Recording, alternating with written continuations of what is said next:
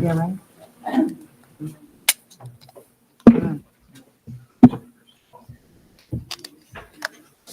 Yeah, no, I'm fine. It's just hurts when I breathe. No big deal. Oh, yeah, it's overrated. Yeah.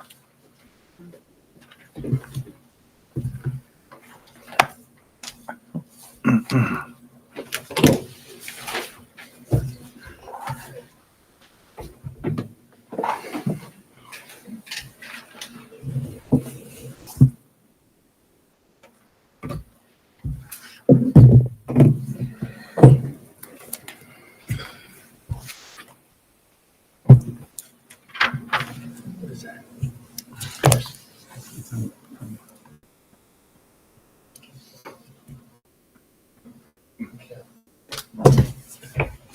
I await with anticipation. No comment. All right. I'd like to thank everybody for coming out tonight for the Elkhart Community School District's August 27th, 2024 board meeting. I now call the board meeting to order. If you please rise for the Pledge of Allegiance. I pledge Allegiance to the flag of the United States of America and to the republic for which it stands, one nation, under God, indivisible, with liberty and justice for all. Thank you. You may be seated. Mr. Burnett, the Elkhart Promise. Every student is known by name, challenged and supported by highly effective staff, and in partnership with the community will graduate career, college ready, and life ready. Thank you, Mr. Burnett. Our invitation to speak protocol for those who have been attending, I think you probably have it down by now. For those who it's their first time, any agenda or non-agenda item will have a moment to speak. You'll have 3 minutes to speak. Please come up to the podium and use the microphone and state your name and relationship to the district. No participant can speak more than once on a topic. Please follow this protocol. If there's any issues with staff, students, we request that you don't use any names or use this as a forum to discuss those matters. Those are private matters that we have a policy and protocol in place that we will be able to hear those and not in this setting, and we'll be able to respond to those and be actionable with those concerns. You should have each received this on your chair. There's a little form to fill out. You can tear it off and give it to Dora, and she will present them to me when it is time for public comment. Superintendent Scott, I'm sorry. I'm Superintendent, sorry. Wait a minute. President Scott, members of the board, I would like to make an announcement before we get into our public comment, if that is okay. That is fine. One of the things that we talked about last week was our conversation regarding personal communication devices, and that we would definitely make sure that we heard all stakeholders in this process. So I want to share with the community before we take public comment, just some things that based off some of that feedback. Last week, I had the pleasure with Dr. Roush going to visit quite a few of our high school classrooms to hear from our students, since, you know, students typically don't have a voice in creating policies. And they gave some very poignant feedback on where they think how we think as a school district we could have better addressed this. Our commitment, I think the board also agreed last week, we would commit to making sure that we would revisit this policy should there be a need to. And I really think, as I made recommendations to the board this week, and you'll have an opportunity to vote on that this evening, that I'm suggesting that we do allow our high school students to use their personal devices in the cafeteria area, and then also to and from extracurricular activities. That was a resounding message that I heard from the students when speaking with them at the high school level. Dr. Ash, I don't want to put you on the spot, but I think that you were there, you heard that too. But I do want to also share, it was nice to hear the students' thought process regarding why they needed those changes. We forget that the young voices need to be heard, and sometimes you need to walk towards them to make sure that it's intentional. And so before we take this public comment, I do want to say, hey, this is going to be a responsive policy, but I will also say I'm very proud of how Elkhart students have responded. From what I understand, been very minimum issues at the high school, but we can always do better. So again, I'll be making those 2 recommendations tonight to the board for your approval. But I do want to share some of the background of why I made those recommendations before we get into public comment. Yes, thank you, Dr. Huff. And, as I stated at the last meeting, we make every attempt when writing policy, following state legislation, state laws, to get it right. This was one that, extensive work went into it. We knew what the minimum parameters were with this law, and we went above those. But I also want to be known that, we wanted the feedback. Once we got the feedback, we were willing to pivot. And so, we are willing to make these adjustments at this time based on the feedback we got. And as Dr. Huff stated, the way the students presented it, it wasn't, it's not fair, we need to have it. They actually presented a case for why they thought, changes should be made. And so I think, that's encouraging when we kind of promote that type of critical thinking and that ability to come to a superintendent or to speak to Dr. Roush and say, I know this is a law, I know this is a new policy, but, I have certain thoughts on it. And so when those recommendations come, I'm glad we have the ability tonight to make those changes. All right, now we are at the point in the agenda for the invitation to speak protocol, Dora. Or not the protocol, the actual public comment. Thank you. We have 3, and we'll start at the back. Erica Shannon. Welcome, please step to the microphone.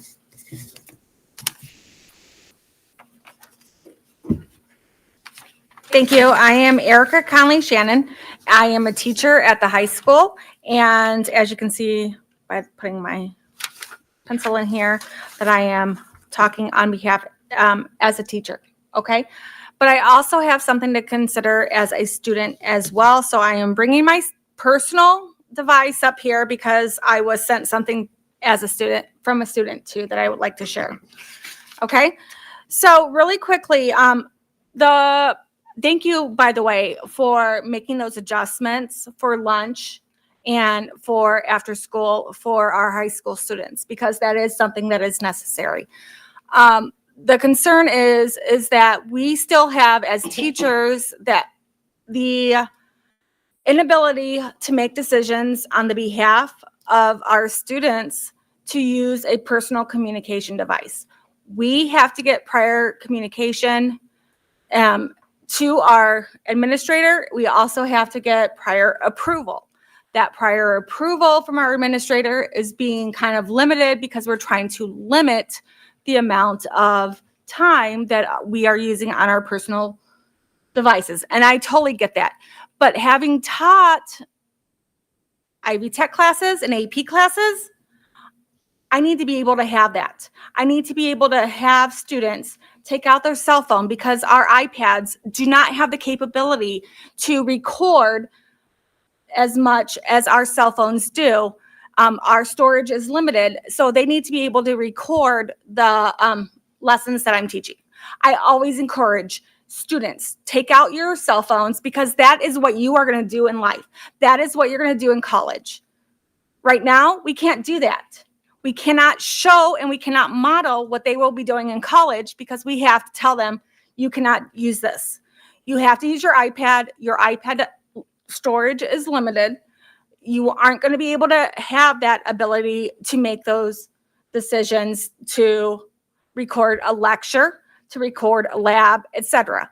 I also have issues with people in impact not being able to, which impact, for those that don't know, is our advisory period, that are finished with all their assignments and not being able to video things. I am a biology teacher. I have pets in the classroom. I hope that's okay.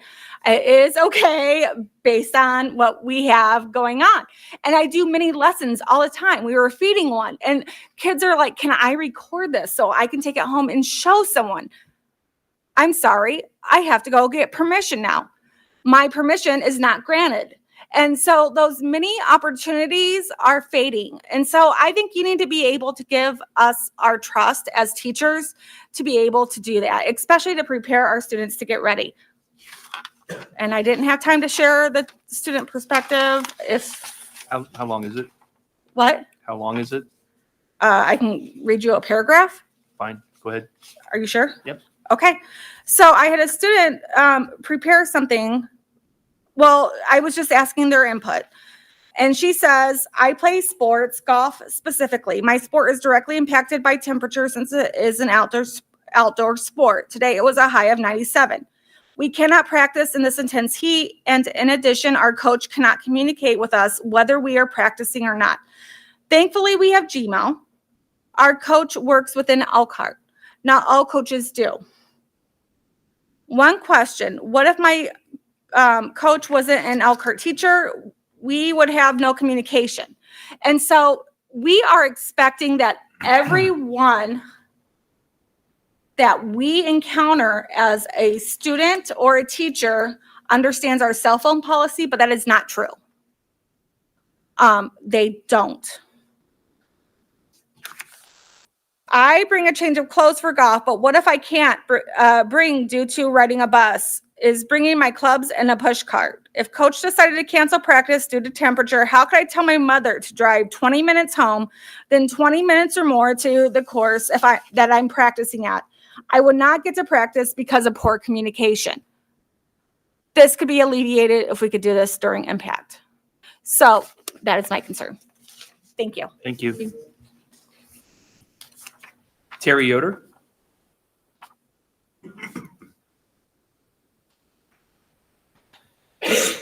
Hello, I'm Terry Yoder. Daughter is a Pioneer Middle School. So my daughter rides the bus 45, 50 minutes every morning to and from. They're not allowed to use their cell phones now, according to the new policy. That is a chance for them to unwind, especially in the afternoon, to decompress. They come home, they're going to have homework to do. It's a chance for them to listen to music, to play a game, just to relax a little bit. She also uses it to communicate with her mom. Hey, I need this, or text me. Hey, I need that, or hey, the weather's bad. Can you come pick me up from the bus stop? Because she's got to walk a little ways.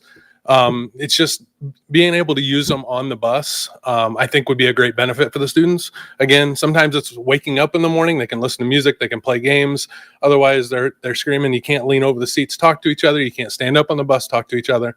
But it's a way that they can, like I said, unwind or ramp up for the day even. So just would like to have that taken into consideration. Thank you. Thank you. Mariana Perez Ortega.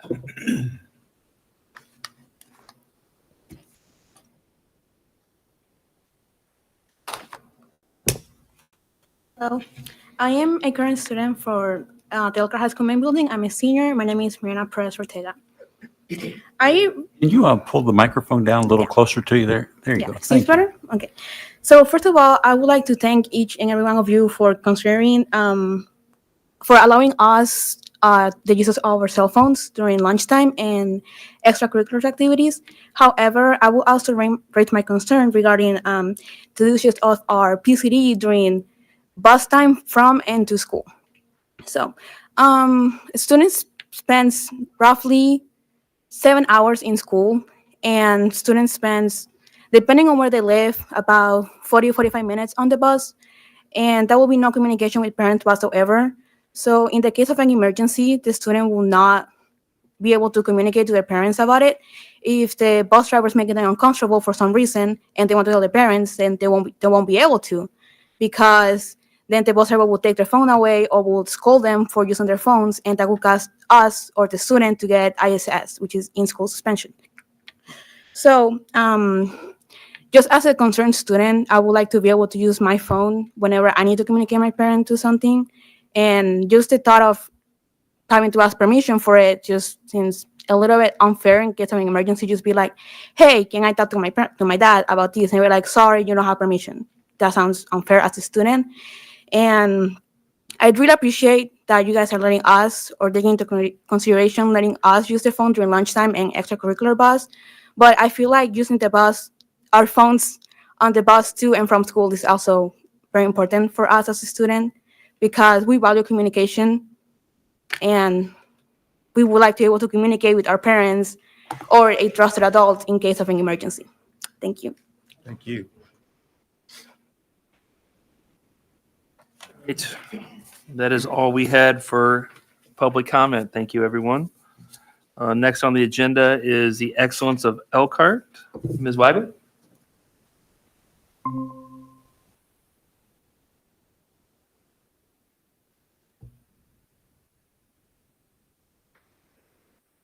All right, perfect.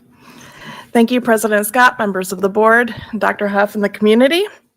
We've got 1.5 weeks of school under our belts, and our students and staff have been busy building strong foundations for the start of the year.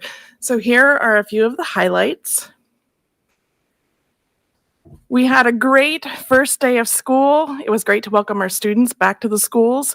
We've been able to reconnect with returning students as well as meet many new students. And there are even a few new administrators at our school who bring a vibrancy and energy to live out the Elkhart Schools 24-25 theme, which is Start Right Now. Oops. There we go. The Pride of Elkhart Marching Band has been hard at work for well over a month.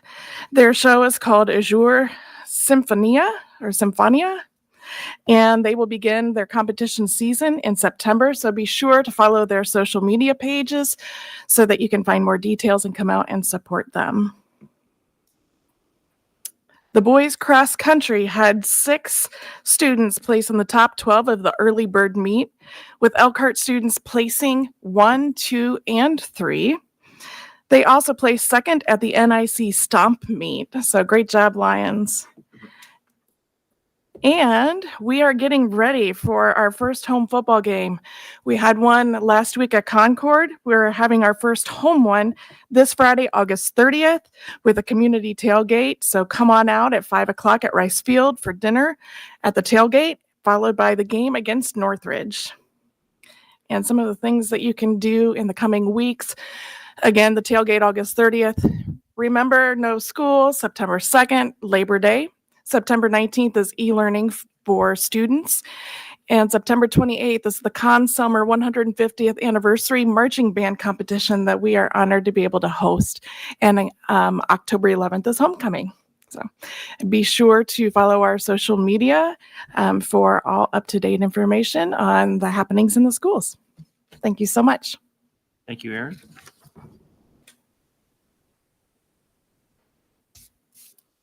Next on the agenda, we have the back to school update from Mrs. Kripe and Dr. Roush.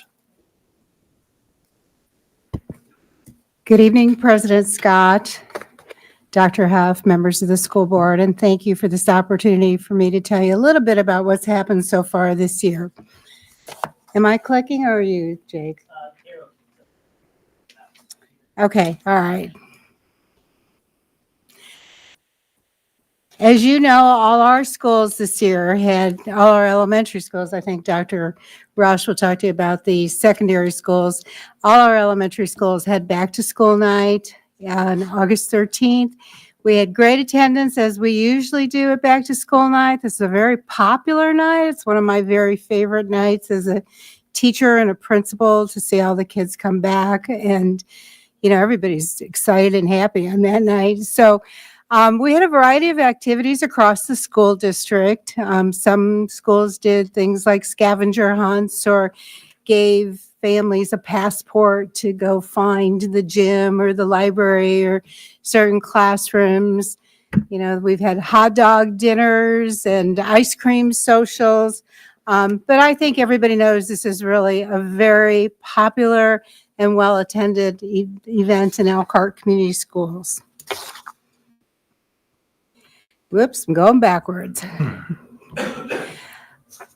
On August 12th, when all our teachers, all our staff came back to school after the morning events, the early morning events of the day, we had a letters training kickoff in the cafeteria at the high school. We had 433 teachers in attendance, and this was an opportunity for Lexia Learning Systems to present the information on this very highly regarded training that we'll be doing this year. We have about close to 440 teachers signed up to participate in this training.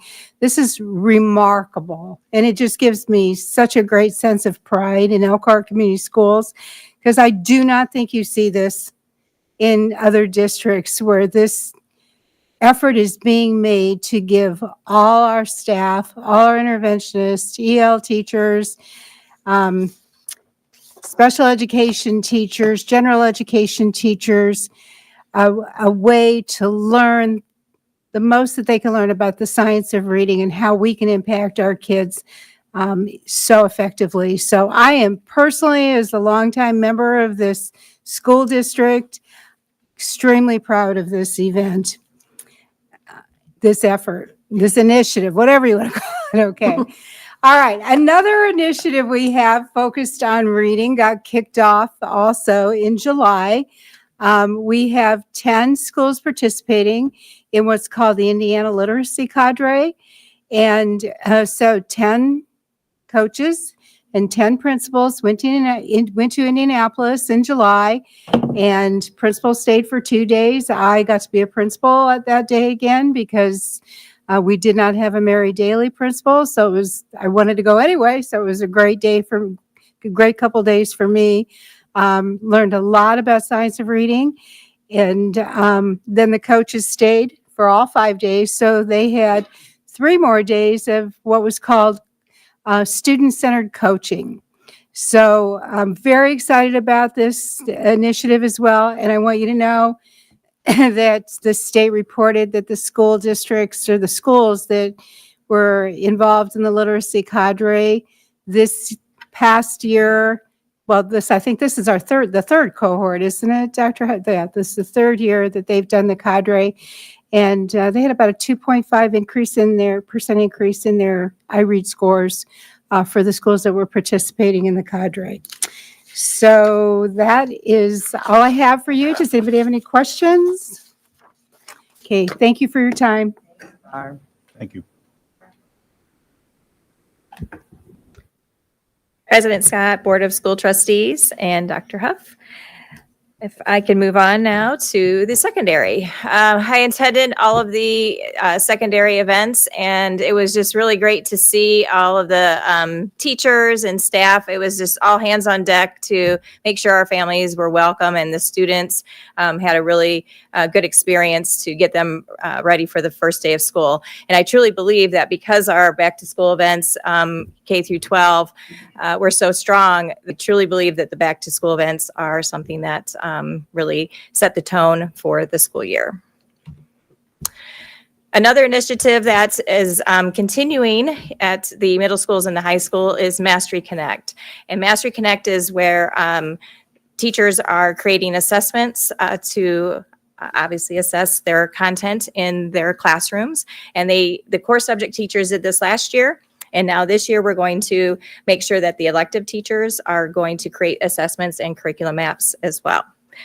Currently, we are doing Mastery Connect training this week to ensure that, because we created all of those assessments, now we need to make sure that the teachers are utilizing them in the classroom.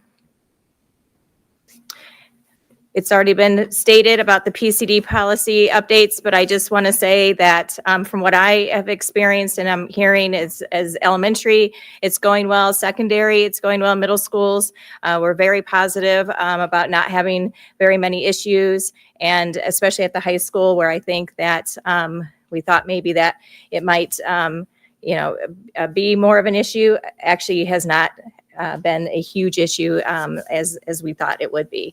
So we had a nice low number of incidents at the high school. So I think that, again, we're off to a good start with the PCD policy.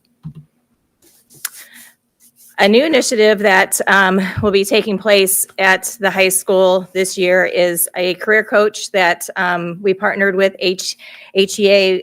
They received a career coaching grant, and this is going to help with our career discovery meetings at the high school that need to take place with our 11th and 12th grade students. However, this career coach will be working with all students 9 through 12 just to make sure that they are learning about college careers and and how they need to get into college or pursue a career through education. And so this coach will be coming in 3 to 4 days a week to work with all of our students, but particularly those 11th and 12th graders. So we're excited about that initiative. Elkhart High School is also excited to have almost 200 students enrolled in new AP courses, an AP pre-calculus and a pre-AP world history at the freshman. Making sure that rigor is of utmost importance in Elkhart Community Schools. The senior class of 2025 will be the first class to complete all 4 years at Elkhart High School. So I think that's going to be a really neat accomplishment for all of those students to be part of Elkhart High School. And we just want to give a shout out to all of the amazing cafeteria staff across the district for serving breakfast and lunch to all of our students.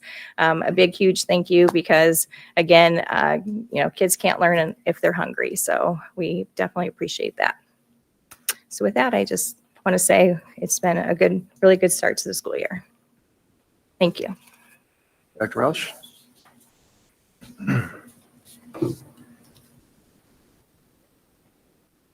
Next on the agenda, we have the consent items. Do I have a motion?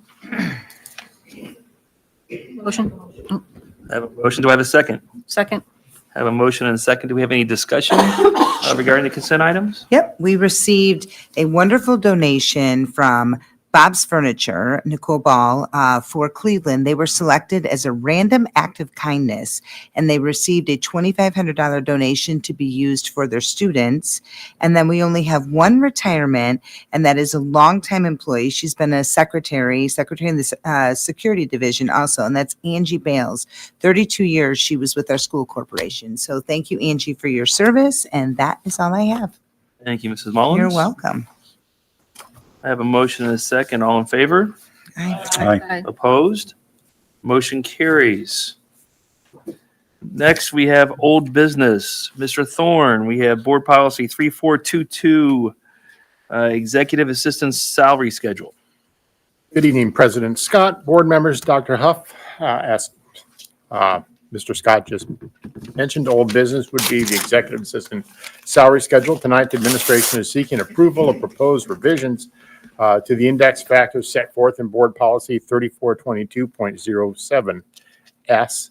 As you might recall, those proposed revisions were first presented to you during your August 13th board meeting, and we're seeking your approval tonight. Thank you, Mr. Thorne. Do I have a motion? I have a motion. Do I have a second? I have a motion and a second. All in favor? Aye. Opposed? Hearing none, motion carries. Next, new business. Mr. Thorne again. Test administration and security provisions. Board policy 2623. Thank you. Tonight, the administration is bringing forward for preliminary consideration proposed revisions to the board policy governing the administration and security of tests, which are a component of the statewide Indiana assessment system.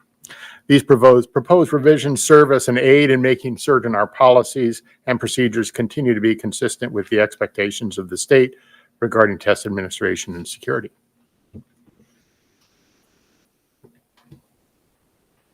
Brought for initial consideration, Yes. correct?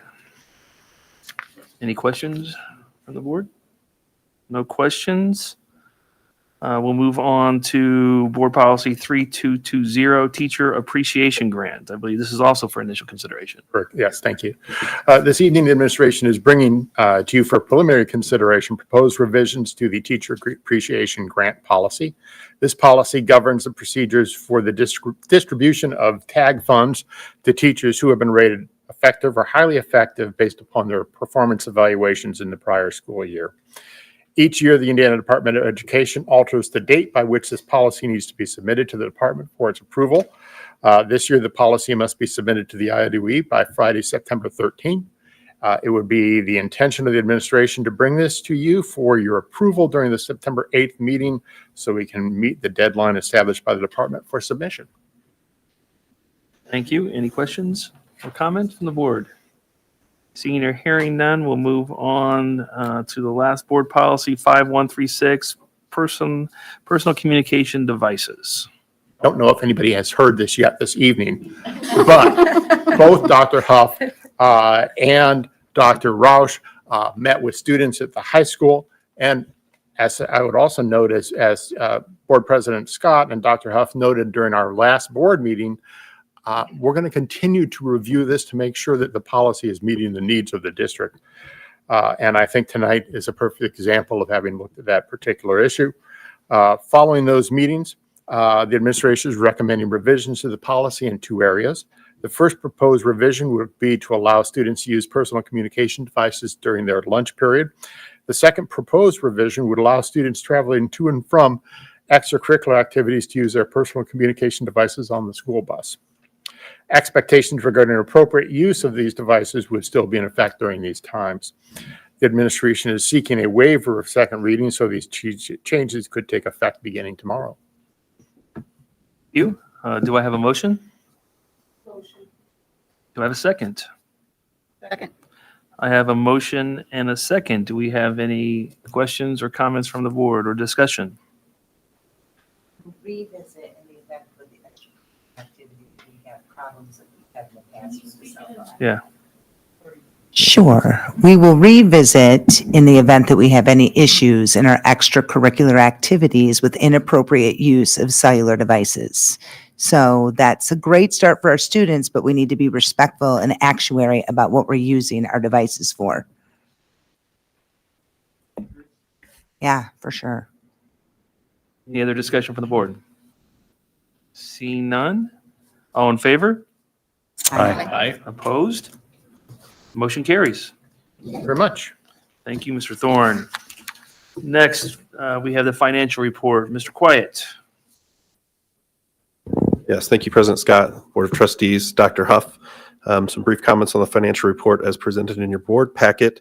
You'll notice the education fund cash balance has slightly increased. That's really driven by reduced personnel costs, which is expected over the summer months.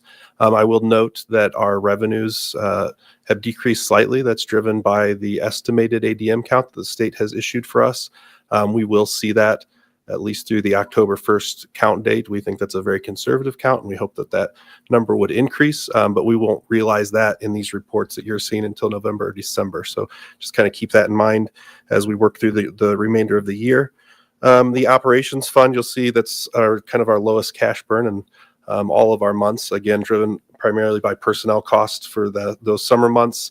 But we also continued or reinstated that transfer from education to operations. So a good sign that the education fund maintained a cash balance or increased the cash balance, and we were able to sustain that. So we'll continue to keep an eye on that.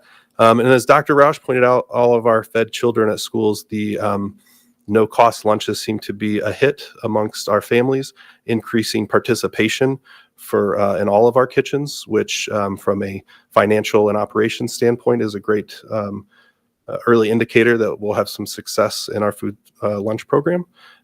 Those won't be reflected in our balances. Again, those will lag as that's reported to the state, and the state is then reimbursing us. So, but we anticipate early signs indicate strong participation, which should help our revenues in that fund.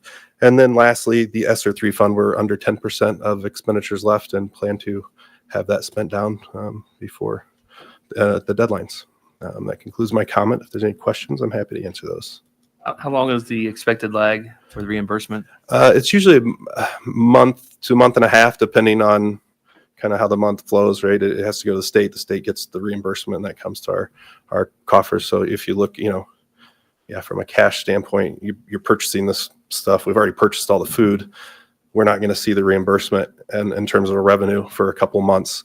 And so early balances might look a little skewed, but to be expected. So we'll keep monitoring that closely. Absolutely. Any other questions regarding the financial report? Good. All right. We'll move on to the insurance report. Yes, thank you, President Scott, Board of Trustees, and Dr. Huff. You'll notice an abnormally large claim in the insurance report this month. That was a single claimant, emergent issue. More research is being done into that to see if there's some opportunities to refute some of those costs. But again, I guess the silver lining in that would be that it is a one-time, shouldn't be a long-term expense to our plan, and our stop loss has reimbursed us for that. So from a cash standpoint, we're doing okay. Overall, the plan is running a little higher than usual. We did switch to our health sync, which is driving lower cost for per claims. We've seen more lives on the plan, and additional just more use is really what's driving that. So we continue to monitor monthly. We work closely with LHD and our insurance committee to see how we can contain costs around that and do that for a district. And it's a very fluid. Next month could change drastically. So as we saw. So that concludes my reports or my comments on the insurance report. If there's any questions, I can answer those. I do have a question. I just need some clarification. You did mention that the 741,000 was a stop loss reimbursement. So we have received those funds, but you also said that they were continuing to audit the claim, which usually does not happen after they have funded or reimbursed us. Correct. Well, so it's a function of our stop loss that they do that advanced payment as the claims are adjudicated and balanced. We should see. So the LHD handles the details of that, but I know that we're continuing to kind of scrutinize that based on the claims that we've seen so far. It's unusual for that large of a cost from that sort of occurrence. It's because of that claim. It looks like we were about 1.4 million over current month prior based on that one claim. That claim, drove a lot of that. Sure. And again, total just general spending in the plan has been up just because of usage and population count. Thousands. Yeah, it was a big one. Okay.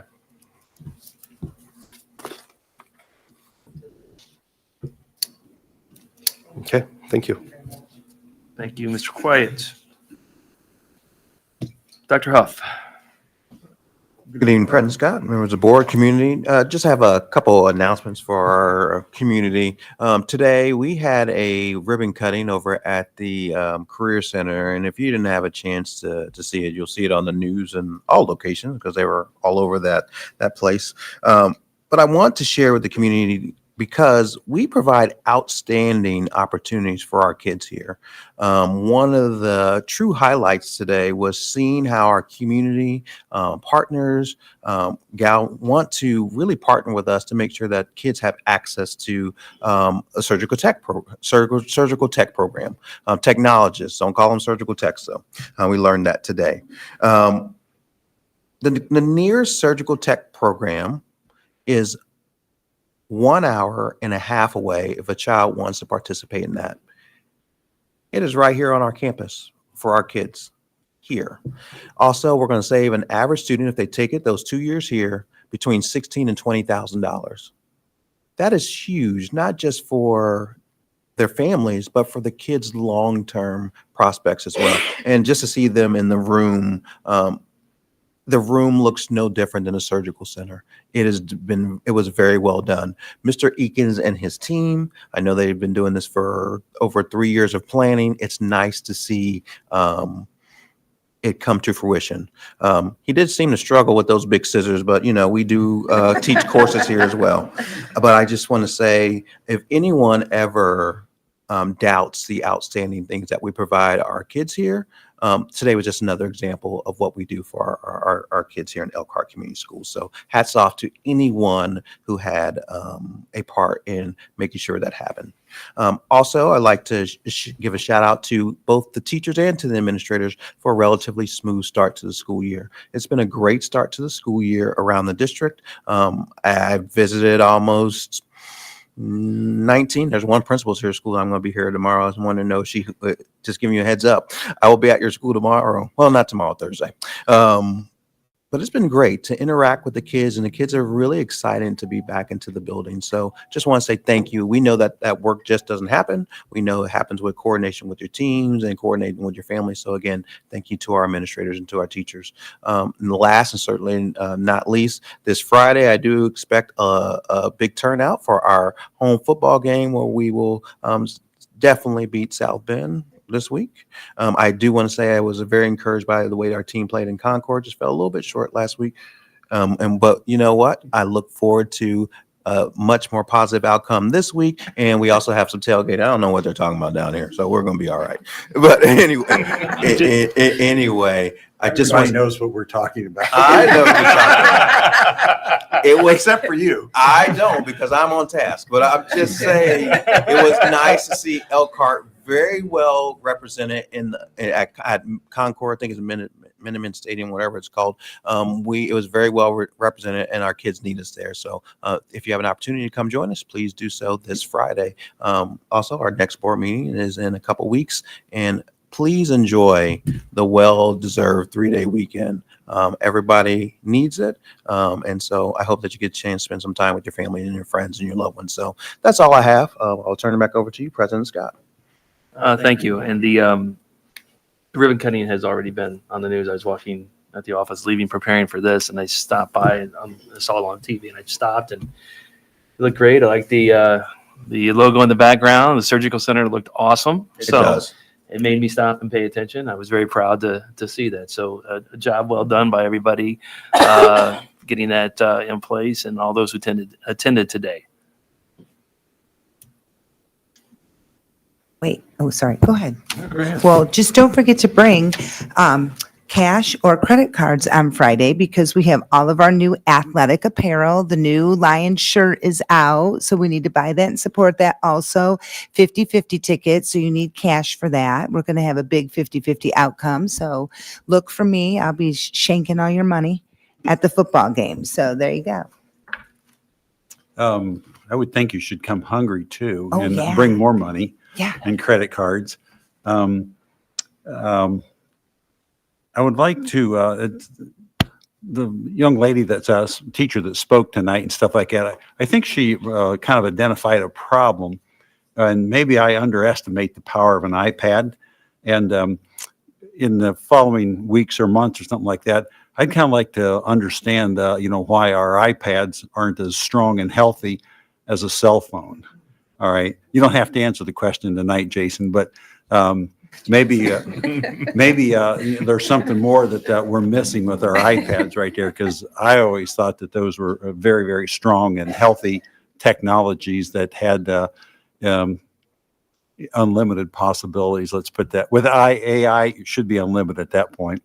Even I'm starting to use AI at work, believe it or not. Oh, brother. I noticed in your emails.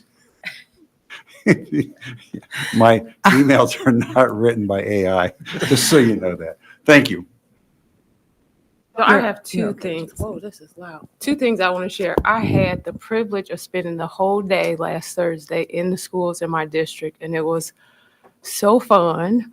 I started off at Mary Beck, and the most challenging part of the beginning of the day was that car rider line. I thought I was going to be in line forever. It took forever for me to get through so that I can park, but I had the honor of working with Mrs. Koje in her classroom. I got to go with them to lunch and help with lunch. And we hear about our Hispanic community and how many of our students don't speak English, but try helping them in the lunchroom when they need help with stuff and we can't communicate. I was so impressed with Miss Koje because she was masterful at doing, like, directing them, just how she communicated. And she doesn't know a lot of Spanish either, so that was challenging. I always forget how little the kids are in the elementary school and how loud it is and how needy they are, but that was really fun. And so then we went to her classroom, and to watch her show them how to use the restroom, how to turn on the light, what trash goes where. And then we all sat on the floor and she was showing them how to follow directions. And the ones that couldn't speak English, they would look confused, and then they would look at the other kids, and then they would follow along. So that was really fun. And then I went to Munger, and I got to sit with them, with their littles, in the lunchroom, teaching them the lunchroom rules and the two most important rules: follow directions and stay seated. And then they went outside and they taught them the rules about what to do on the playground. And these are things you feel like kids might know, but it's just these really basic things that they take care of on the first day of school. I spent a couple hours at Roosevelt helping in the cafeteria. Again, I have not opened so many milk cartons and like tartar sauce and stuff. And then Pimaran was the least eventful because, you know, I walked around the halls with Mr. Himmerline and all of the 7th grade students, you can tell they were lost and confused, but nobody wanted to ask for help. So that was kind of fun. So it was very encouraging to see how well structured and how smoothly things went on the first day of school. I'm not sure that I expected them not to go smoothly, but to see it in action and all of the hard work that everybody did during the summer really paid off. So it was a great first day of school. So just a shout out to all of the teachers, the staff, the bus drivers, the administration, everything you guys did to get ready for a great first day of school, which is really great. The next announcement I have, not so exciting, but I just want to share that I have decided not to pursue a second term on the school board. So I want to share that with you guys. It's kind of too late to take my name off the ballot. So my name will still be on the ballot. So potentially I could still win the race. But however the election turns out, I still plan to resign at the end of my term in December. So what I'm making sure that everybody understands what this process looks like. It's been an absolute privilege to serve on the board, to get a new superintendent, and I will be fully committed the last couple months to work with Dr. Huff and the board. But I just want to make sure everybody understands what this election process looks like. So no need to vote for me. I want to make sure to give the other candidates a fair option for the election process, especially since I'm not going to serve. So share this information with whoever you deem necessary, but I appreciate the opportunity to serve Elkhart Community School. So thank you. You can make another comment, Doug, sorry. Yeah, no, Daisy came, joined on the school board and stuff like that. And the rules is that, you have to be on the board for like 2 or 3 years before you can serve on one of these 3 chairs right here. The first year she was vice president, and the second year, incredible. Daisy walked into a storm. The whole school corporation was in a storm, and she handled the storm so well that based upon my prodding of the board and stuff like that, that we kept her for a second year, and she was a true value to the school corporation and also to the school board. She'll be missed. Thank you. Thank you, Doug. Any other questions or comments from anybody? Then hearing none,